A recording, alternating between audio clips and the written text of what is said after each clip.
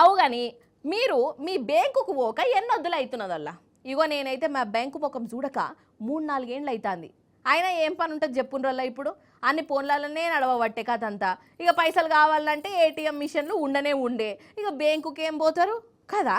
అందుకే కావచ్చోళ్ళ జనాలు ఎక్కువ బ్యాంకుకు పోతలేరని స్టేట్ బ్యాంకుకు ఒక అతిథి పోయింది.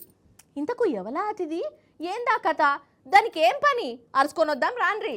అయితే ఇప్పుడు మనం బాసరలో ఉన్న స్టేట్ బ్యాంకులు ఉన్నామొల్ల. ఆఫీసర్లు ఉన్నారా? లంచ్ టైం అంటారా? ఏందో ఏమో పో.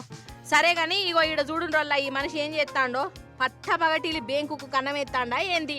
ఓ పెద్దన్న, ఏందే నీ బాధ?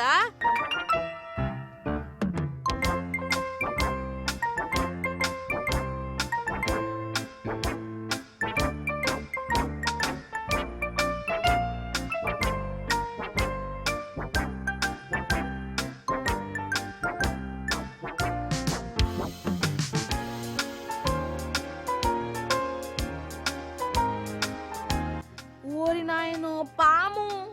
ఏం పామే అది? నాగుంపామేనా? అయితే సినిమా సంజయిందానోళ్ళ నీకు. ఈ స్టేట్ బ్యాంకుకు పాము వచ్చింది. ఈ నడుమ బ్యాంకులకు కస్టమర్లు ఎక్కువ రాక బ్యాంకులో పనిచేసేటోళ్ళు ఈగలు దోమలతోని టైం పాస్ చేస్తాండ్రని ఇగో ఈ పాము కూడా అర్థమైనట్టున్నది. అందుకే ఇగో ఇట్లా బ్యాంకులకు వచ్చిందల్లా. మరి ఇది ఏం మావులకు వచ్చింది? పైసలు ఎత్తుకోపోదామని వచ్చిందా, లేకుంటే బంగారం కదా లాకర్లో పెట్టినట్టు ఈ పాము గుడ్లను బ్యాంకులో పెడదామని అనుకున్నదా? మనకు తెలియదు. ఇక లాస్ట్ కు ఇగో ఈ ఫయాజాన్ నచ్చి దాన్ని మెల్లగా మత్పరిచ్చి బ్యాంకు నుంచి బయటికి తీసుకొచ్చే ఉపాయం చేసిండు. ఇంకా నయమొల్లా బ్యాంకులు ఉన్నోళ్ళని ఎవరిని ఏమనలేదు.